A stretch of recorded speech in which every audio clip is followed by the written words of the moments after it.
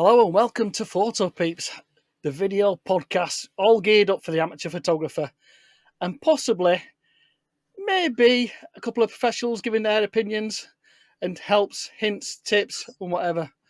But on this podcast, there's three hosts. Daniel Bennett. Hi Daniel, are you all right? Well, evening. Daz Waite, how are you? Good, yeah. And myself, Darren Morehouse, aka Ginger Captures. So with this first episode, what we're going to do, we're going to delve into the horse, us three guys. So, Daniel, over to you. What started you in your photography? Well, I've always been an outdoors person, ever since a kid. I wasn't one for computer games and all that in the house. I was in the Cubs, I was in the Scouts, then I was in the Territorial Army, and then my dad, he had a camera. Now, I forget what camera he had now, but he had a camera. We used to go for walks through woodlands and farmers' fields, and we'd take the camera. And then when he couldn't go, I used to say, can I borrow the camera? Can I borrow the camera? And after that, he said, look, you know what? Just keep it. Just keep the... That was about 12, 13 years ago. He said, just keep the camera. Well, that was it. So being a Cumbrian and having the Lake District in my back garden, it was all made up. It was kind of an accident, photography. It wasn't... I never had interest. A happy accident then? Yeah. It wasn't... I mean, I must have been maybe 30 when I started. Right. So I was a late bloomer. But like I say, it was just being an outdoors person. They just went hand in hand. Yeah. And it's just manifested from there, really. So would you class yourself as a mainly landscape photographer then? I started with landscape originally, being like the outdoors and the woodlands and then the farm fields and all that. But then I transitioned to street photography. And I was on that for a couple of years. It was because I didn't drive at the time. It was easier to get to these locations, the city centres and all that. It was a lot easier transport-wise. So I did a lot of street stuff, and I still dabble every now and then. But now that I'm on the road, I'm back into the landscape and stuff like that. And if I had to pick, it'd probably landscape. Yeah. If I had to choose between the two. And like I said, I will dabble once in a while in street stuff, and I haven't for a while, but landscape for me. Sunrise, sunset. And everything else in between. Yeah. It's more relaxing. Street's just manic. Yeah. I mean, landscape can be manic with the sunrise or the mist or the sunset. That can get hectic. Yeah. But it's a little bit more slow paced. Yeah. I must admit, I've only dabbled in street every now and again. It's not something that I do a lot of. So anyway, Big D, how about you? It started about 10 years ago. I used to use a film camera and I was writing tip cars at the time. And thought, you know what, I'm going to get a proper digital camera, spend a bit of money and get a good camera to start off with. And started doing landscape. We straight into landscape then? Straight into landscape, yeah. Right. Yeah. And then met up with a few YouTubers. Yeah. And then that's it. Still meeting YouTubers. I've never done film photography. No. Right. It's bad. As a photographer, you should always go back to the roots of photography, if you like. I started off with film. Right. I started when more or less left school. I did the night. This is going back in early 90s. Did a night school course. I think it was £18 for 6 weeks. Night school. It were all film. I had a Canon. No, I had a Praktica. I had an old Praktica before that. I traded that and I got a Canon EOS 1000F. So I did a bit of night school with that. And it was all film. But then golf and that came along. Got quite well into golf, decent handicap. And then obviously lockdown came along. You couldn't do anything. So dug the camera back out. Traded that in. Got I think it was a 750D. I had that a couple of years and I got the Fuji XT2 that I loved. But then getting more, the XT2, just the analog dials, everything. It was like back. It was like an old film camera back in your hands again. Yeah. It was great. And then as I've progressed, got more and more into it, into the YouTube side, the video editing and stuff like that as well. I've gone to full frame, which is the Sony. And yeah. So if lockdown hadn't happened, would you continue with the golf? I'd probably play golf, but I was doing a bit of photography at the side. The reason I got more into it, went to Rome. Me and Mrs. went to Rome, and she went, right, now we're going. You need to get yourself a decent camera because your phone images are good, really good. They shouldn't be on your phone. You should be out there getting a proper camera doing it. So that's when I sort of got the XT2. Right. Again, so not a happy mistake as such, but so photography back then was a second. It was a secondary thing to the It was something that I used to do on every other weekend, something like that with Missy. I used to play golf. If we used to go out for the day, then the camera used to come, Mrs. used to come, and that was it. It was wherever we are. It was mainly landscape, a bit of wildlife. But recently now, I'd class myself more as a nature photographer, being outdoors all the time. Because I do a lot of landscape, a lot of woodland now. Yeah. There's a woodland literally 5 minutes down the road that I spent a lot of time in. So I spent a lot of time in over lockdown with that woodland. So that's where that's come from. Mm. So yeah, it was just I class myself as more as a nature photographer, rather than a landscape as such. Yeah. I think I was one of your very first subscribers on your channel, Daz. It probably could have been, yeah. I think I've watched you right from the very, very beginning. So, and we've been out quite a few times as well, haven't we? So. Oh, yeah. So did you go on YouTube, Daz, as research purposes? Yes. Yeah. And then you obviously came across Ginge. Yeah. So it was all research. I mean, like I said, I think we're all self-taught, are we? But same, like more or less. I did that little 6 weeks at night school. Yeah, for 6 weeks. But same with like Gary Goff. Yeah. I started following him right from the very beginning. And one of my mates says, I'll introduce you to a good photographer. Like, he says, he's good mates with me. So I said, all right, okay. And I went down to his studio in Elland, what he used to have. And it turns out he only lives down the road from me. Oh, yeah. I could probably throw a brick at his house from here. Don't put it through his window, will you? He's never there, is he? He's always up in Isle of Skye or somewhere, isn't he? Yeah. Yeah. I always see him packing his van up and going off somewhere. Yeah, he's always out and about. The joy of professional photographers getting out in all conditions when the conditions are right. It's a small world, I tell you. It's a small world. It is. It is. It certainly is.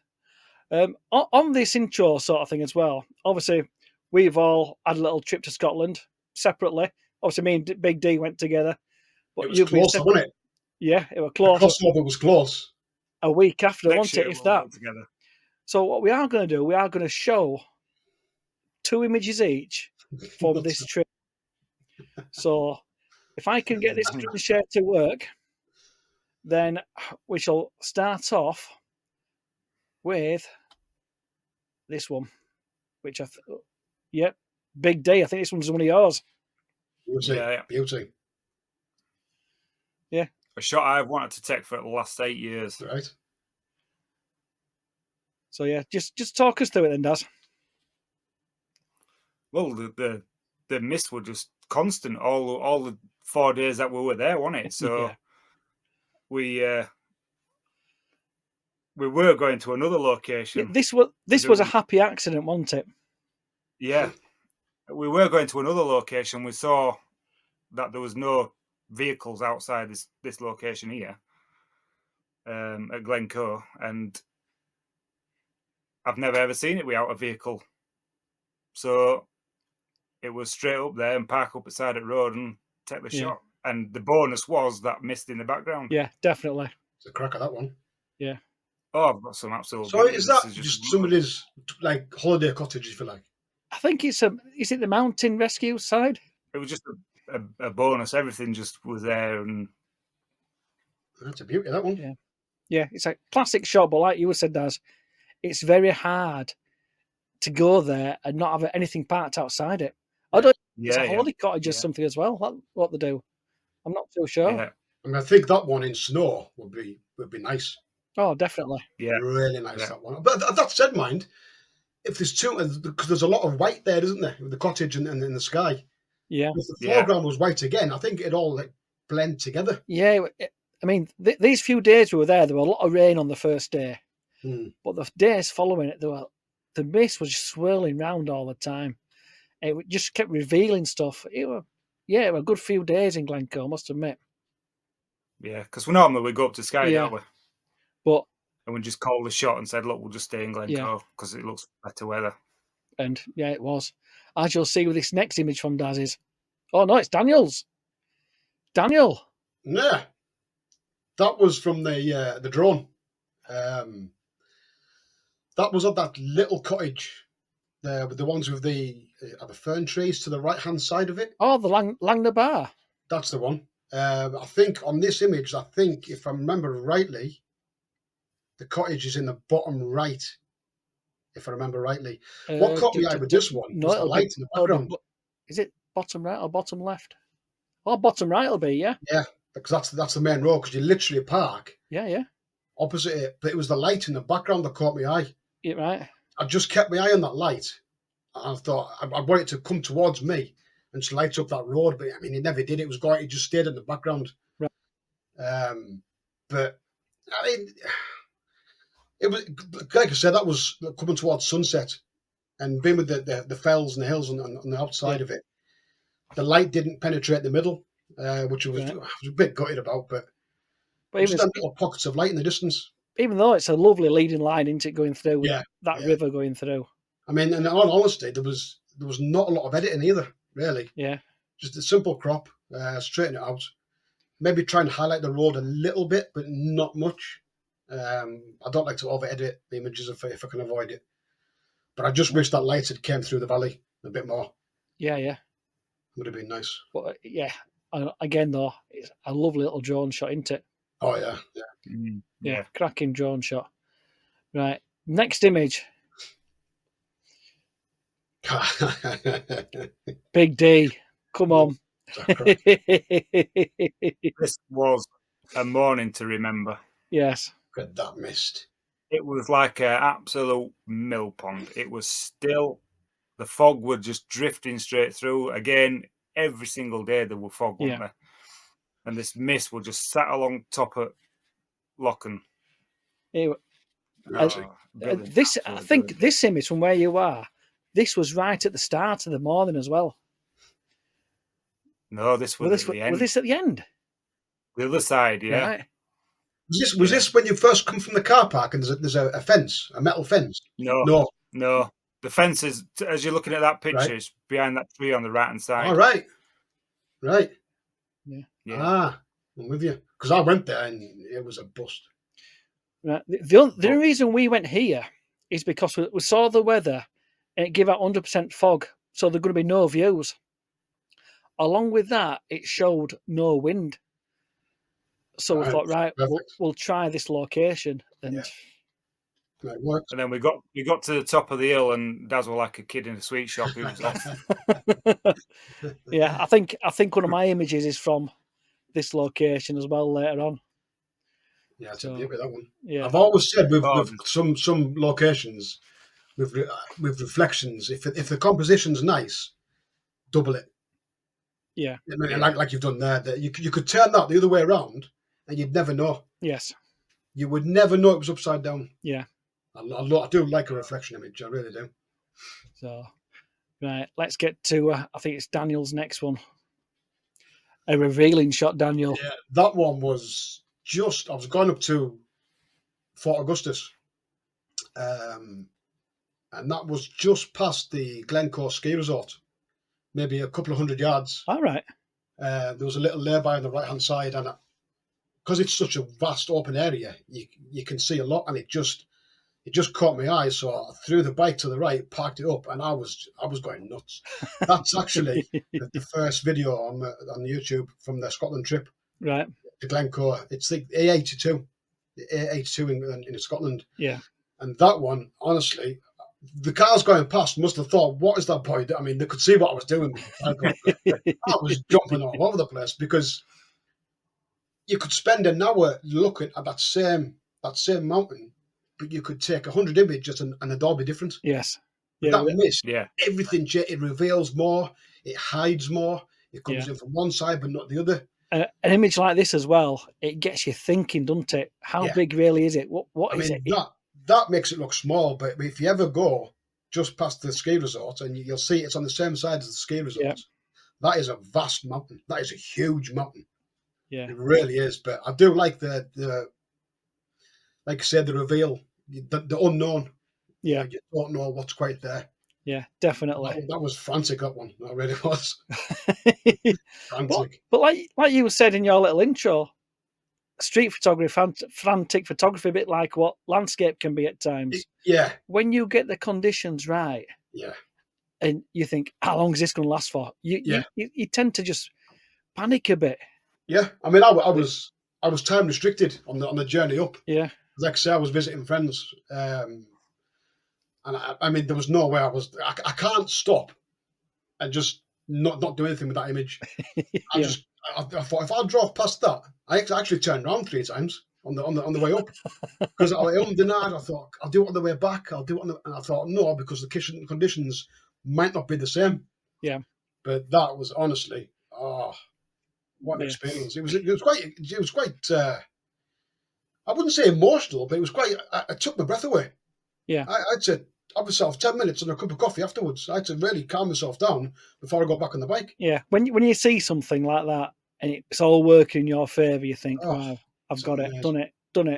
I've got out and got it. If I stopped photography now, I'd be happy. Yeah. I think Dad said exactly the same thing about that Black Rock house. Mm. You've wanted that for what, 8 years, 10 years? You said 8 years. Yeah. You've wanted that image with nothing, because every time we've been through Glencoe, there's always been something parked up outside. Yeah, yeah. And either a motorhome or something was there. And you just said this day, there's no cars there, and all of a sudden we're off at road. It was just. I think that's why my anti-roll bar link went, because I straight off the road. Right turn, Clyde. Yeah. Next image. Oh, this is one of mine. Another reflection. That's from the beginning, that one. No, this one at the end. Yeah, but the start. Yeah, we'd done a full circle, and we got talking to them 2 locals who were walking the dog. Is that Locken again? This is the Glencoe Locken. Yeah. So as you walk up to the Glencoe Locken, you see these 2 islands. There's one in front, one there, and there's one to your left-hand side, which you will see that image on the video when it's out. But when I saw this, I just saw it as a square crop because the mist was rolling in behind it again, but also you could just see the mountain in the background. And the reflections, they were just, like Dad said earlier, they were just absolutely fantastic. Mm-hmm. But yeah, if you walk up to the Glencoe Locken, you will see this straight in front of you. But if there's no mist or anything, because the mist will swirl in and out, when there's no mist behind that little bank of trees, it all blends in. Yeah, so that's the conditions I had when I went. There was nothing. Yeah, everything sort of blended in. Yeah. So I was there 10 minutes and I thought, nah. Yeah. Nah. And the colours, like I say, this were end of October. So the yellows were a bit more orangey and browny. But they were just popping with this reflection. Again, reflection. I do love the reflection. Fantastic. So what I like about this is what the half and half as such, the mist covering the mountain, then covering the bottom part. But then in reflection, you just got the mountain. Coming up. Yeah, you can actually see the mountain more in the reflection than you can actually the mountain. Yeah. I find it weird. So it was, but that was still, it really was. It was a really good day. Yeah. I think we were there about 5 hours all in all, but we walked the whole way around. Right. See, I thought about that, but like I say, I had a tantrum because there was no conditions. And this was at the end. This was right at the end. Right. And we were talking to some locals for about 30 minutes, something like that. Yeah. And they were saying they looked out the window this morning and all they saw was white. So they actually said it makes a change from it being wet. Yeah. Because the day before this, it had been bouncing it down. Right. the next image then, which must be me, is this one. Yeah, The that's the one. Yeah, the Langnabar house. Yeah.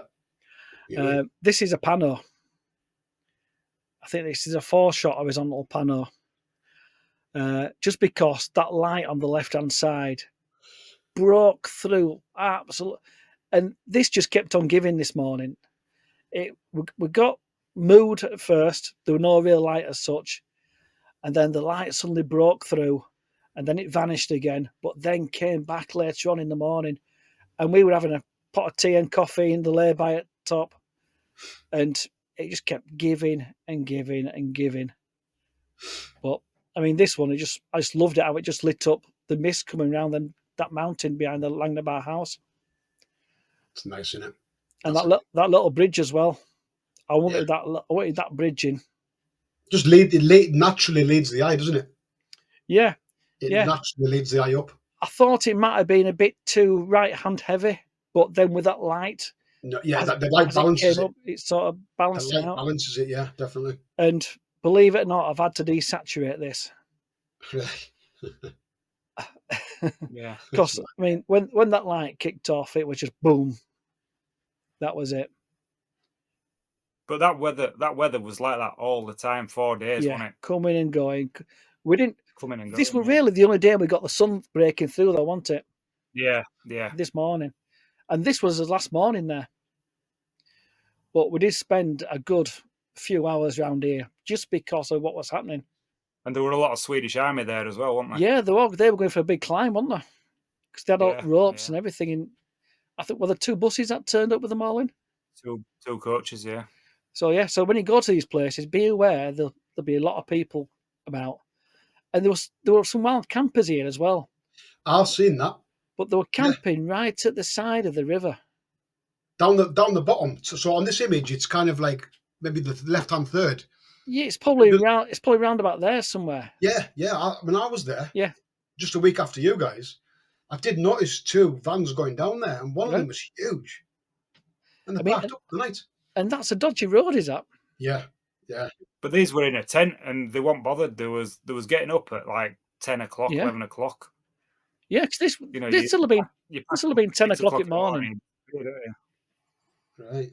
So they just weren't bothered. They want all. I mean, to me, if you're wild camping, fine, not a problem with that. But you pack up first thing, right? So leave no trace as such. Yeah. But these 2 just weren't bothered. Bit of a shame. So, but obviously, this sort of banking on the left-hand side hides the tent.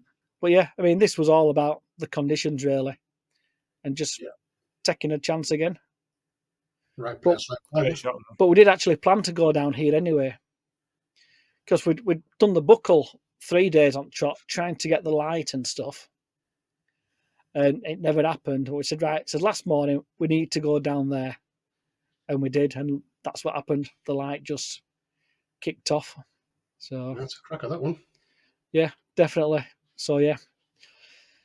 So then, peeps, that's our 2 images each from Scotland. There will be a few more images coming about on the videos and stuff that Daniel and myself did, featuring Big D as well, because obviously he was with me. So yeah, these locations, we know they're classics, aren't they? Oh yeah, they're a classic location.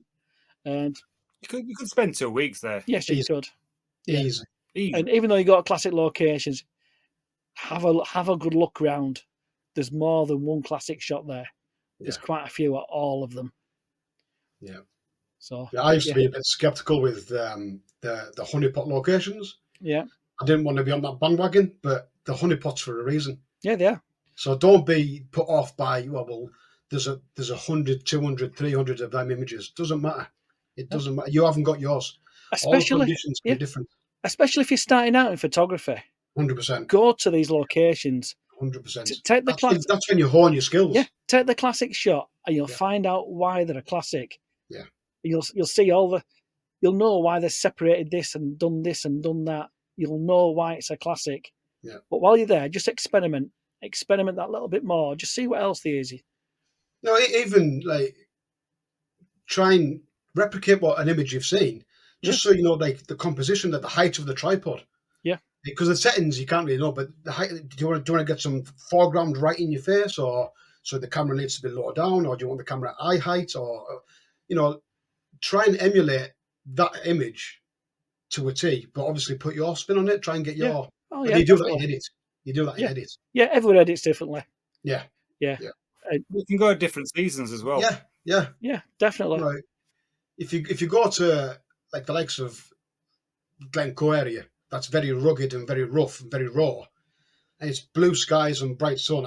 It's nice. It is nice, but you need the atmosphere. You guys You, got you want the mood. atmosphere, the Yeah. mood, the cloud, the clag, and then the light breaking through and the pockets of light. Yeah. That for me just adds to it. I'd rather shoot in moody conditions like that any day. Yeah. So if it's raining outside or all like that, and you want to go out with camera, go to your woodland or go somewhere. Just get out with your camera and just enjoy it. Yeah, definitely. You'll get something different. Yeah. Now, on this Photopeeps channel as well, later on through the year and stuff like that, we are gonna do an on location.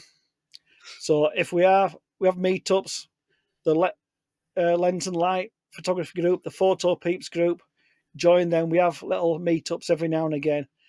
On these meetups, we are going to do an occasional on location interview with one of you guys. So if you are up for that, join the 2 Facebook groups. Also, when we have these little podcasts, if we haven't got a guest on, what we're thinking of doing is putting the link onto the Facebook groups. That could be interesting. It could be a car crash waiting to happen. If you want to come on and join the conversation, we don't know who's going to join us. Yeah. So anyone could jump on here, and obviously I can see who's going to join in, and we can get you guys on once you press the link, and just join in the conversation, ask questions, any hints, tips you want to give, anything like that, where you've been, what you're planning on doing. That's coming up. We might even do that around about Christmas time. Because at Christmas, we are going to do our favourite, 3 images of the year each? Yeah. There's top 3 so far of the year. Top 3 images of the year, maybe your future plans moving forward. Yeah. But more so as like your newbies to photography. Yeah. Yes. Yeah. I don't like to use the word amateur. I don't like it. Professional amateur, I don't like it. Newbies. I like to use the word weekend warriors. Yeah. Because that's what we are. We all work. Yep. 90% of us have weekends. I know, Daniel, you work shifts, so you have that day off through the week and stuff like that. Yeah. We all have set days where we can only go out. Yeah. We're not professional photographers where you get a choice or weather's going to be fantastic. I mean, this week around the peaks, it's been foggy all week. Come weekend, nothing. Same up here in Yorkshire. It's been foggy all week, and then weekends, bright blue skies. So was the way, isn't it? So it's but more aiming towards the new to photographers, and experienced. Yeah. I'm not going to disregard experienced photographers. No, because what we'll try and do, we'll try and get some experienced photographers on to help the weekend warriors. Yeah. the new guys, new people, their hints and tips, and what their top tips are. And like I said, we're all self-taught to an extent, and you can't master photography, in my opinion. You're always going to be learning. Yeah, you learn from people like you guys and other guys. That's what the groups are good for. Join the groups. You'll meet other people. That's how I met these 2 guys through the groups and through photography, and on locations and meetups and weekend meetups or just the day meetup. Yeah, you're constantly learning and meeting like-minded people. Yeah, that's what it is. Join the groups. Honestly, that's what it is. Especially landscape photography. They always say, "Oh, it's a solemn affair." Landscape photography doesn't have to be. No, not one bit. I do both. I do solo and I do like meeting you guys, and it's a nice mixture. It's a nice. It is. Variety. Yeah. If you're wanting to go out with someone around the landscape, join the groups. There's always someone doing something. Like we say, we have the meetups where there's about a good 10, 12 people come on all these, have a good chinwag, take some images, and just have a good chat about photography. You might even meet somebody in your local area that's already in the group. Yeah. That you didn't even know about. Yeah, which is ideal. You've got somebody local, so you can go out on a weekend, or you can go up through the week, or you meet friends in the local area as well as national. Yeah. That's why what not? it's about. It's about getting people together with photography, Yeah. and helping each other out. That's it, helping each other. 100%. Yeah. Definitely. If you are interested in coming on, want to share some of your images like we've done today, tell us your story, the ups, the downs, then leave a comment below, and we will get in contact with you, and we'll be in touch, because it is all about sharing your work, Yeah. getting us normal people out there. Let's say. I say normal. We've got to be Raj for doing this. Yeah, it's another platform for, like I say, the newbies to show the work, and don't feel like your work's not good enough for this guy. No, you won't get judged. No, Not one bit. no. There's no such thing as the perfect photographer, the perfect image. Yeah. In my opinion, anyway. So don't feel I've only been doing photography for 6 months or 6 weeks. It doesn't matter. It doesn't matter. You'll learn a lot in the groups, and obviously in watching these channels. Definitely. So before we go, then, Daz, what is your top tip for photography? Oh. What sort of resonates in your mind from when you first started? What's the tip that stands in your mind? Well, I'd just meet like-minded people and get out with them, and you learn a lot from other people. Daniel, you do learn a lot from other people. Yeah, Daniel, your top tip? Going from personal experience, slow down. If you get to a location, I used to want to come back with hundreds and hundreds and hundreds of images. Now I'm thinking, if I come back with half a dozen, that's what they call it, wall hangers, if you like. Slow down. Maybe spend half an hour with the camera in your hand before you put it on the tripod, and work the 360. There's 360 degrees to every location. So really take your time. Look at the classic, but try and get your own. Try and create a new classic. So really, do you slow down when the light kicks off? No, you go. No. That's when you tie your boots, laces, make sure they're tight. Just go, because you haven't got time. That's when you think, I need to slow down. Yeah. No, definitely. just jump in head first. Go on there. I think my top tip is get out of bed. When the alarm goes off, do not snooze it. Just get up. Yeah. Even if the weather's not what you planned to go out because you've set that alarm, just go. Yeah. Just go and see. Listen to that advice, actually. Yeah. Yeah, because half an hour down the road, it could be different. Yeah, exactly. You never know, do you? Exactly. Even if you're going local, you've made the effort to set the alarm. Yeah. You've chosen that day to go out. Yeah. When it goes off, you look out of the window and it's raining or doing whatever. Just go. Don't snooze it. Just do what you'd planned to do. Yeah. And like I said many a time, conditions can change in seconds and minutes. Yeah. So like Big D says, the weather might be boring or flat or too bright outside where you are, but half an hour down the road, in an hour's time, it could be carnage. What's a carnage? Well, So, like with my job, I'm a mobile valeter, so if you're saying it's going to rain, and it is raining here, it could not be raining down the road. Yeah. So you've still got to go to your job, even though it's raining, because it could change. And if it is Darren says, you've made the effort, you've already made your mind up to go. Don't back out, because that time you back out could be that time you get your best image of the year. Yeah, quite easily. I've done that many times. I've gone past somewhere, turned around, I thought, I'm glad I stopped. I'm so glad I stopped. So you've made the effort to make your mind up about going somewhere. You've obviously researched it. You've set your alarm. Don't back out at the last minute. Do not back out at the last minute. Just go. Yeah, just go. Good tip. I'll take that advice myself, actually. Yeah.